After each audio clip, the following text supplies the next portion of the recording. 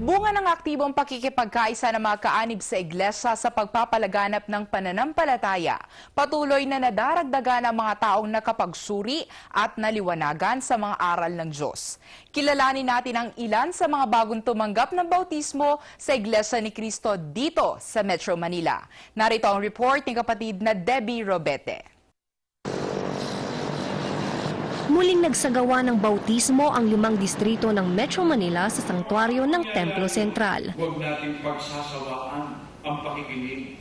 Isa sa mga binautismohan ay si kapatid na Maria Milagros Sumayaw Serna o mas kilala sa pangalang Snooki Serna. Dahil sa pag-aanyaya ng sambahayan ni kapatid na Romeo Manansala, isang mga awit sa lokal ng Paco, Maynila, ay nakapakinig ng mga salita ng Diyos si kapatid na Snooki. Nag-start po yung aming friendship is more of business.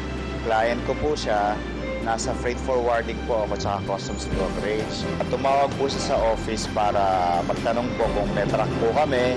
Naging client ako ni Camillo sa brokerage nila. Nakita ko lang sa klase ng pamumuhay nila, yung sa pagsasabuhay nila ng salita ng Diyos. In the process ng friendship namin, nalaman ko na iglesia sila. Kami yung inaakay niya kasi nasa siya noon charismatic movement. Sabi namin, kami ay kontento na sa kinaaniba naming relihiyon na ang Iglesia ni Cristo nga. Doon siya nagkaroon ng question sa kanyang isip. Ba't ako doubtful ako, kayo hindi? After 4 years, saka siya una nagpadoktrina. Inakay na nila ako 2006. Kaya lang, nung time na yon, parang question ko pa yung sarili ko. Sabi ko, hindi nila ako aanib kung hindi naman bukal talaga ng buong buo sa puso ko. Kasi nakakahiya naman sa ama, di ba? Siguro ang feeling naman ng mga kaibigan ko bigyan natin siya ng respeto na distansya muna tayo. Pabayaan natin siyang ma-realize niyang kusa sa sarili niya kung anong katotohanan. Tumawag siya during my birthday para i-greet ako. Tapos sabi niya, Camillo, may kailangan ako. Sinabi ko sa kanya, Camillo, gusto ko na this time talaga ako na sa sarili ko. Gusto kong magpa-doktrina uli kung maaari. Gusto kong mag-observe uli. Parang back to base 1, kumbaga.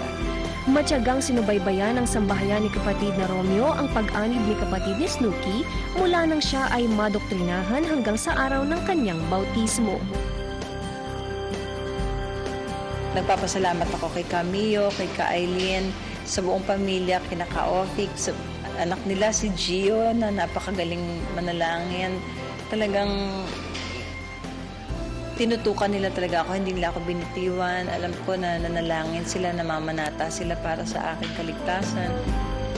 Baka sa mukha ni kapatid ni Snooki ang labis na kasiyahan sa araw ng kanyang bautismo.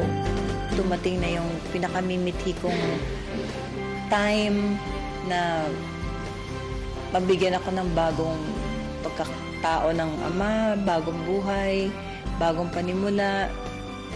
The old has gone and the new has come, all by God's grace upon my life.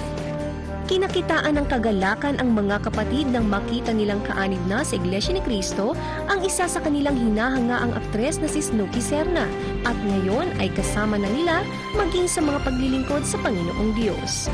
Ako po si kapatid na Debbie Robete para sa Iglesia ni Cristo Television Network.